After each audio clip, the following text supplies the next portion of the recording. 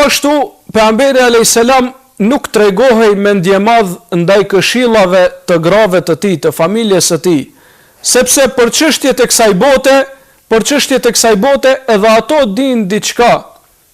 edhe ato dinë diçka, madje në shumicën, jo në shumicën e rasteve, po në shumë prej rasteve, mos t'i japim përparësi pra as njerëz gjini as tjetrës, në shumë prej rasteve mendimi i gruas apo i femrës mund të ndodhë që t'jetë më i saktë se mendimi i burrit, sidomos në çështjet që kanë të bëjnë me ato, në çështjet pra që më së shumti ato merren me ato çështje.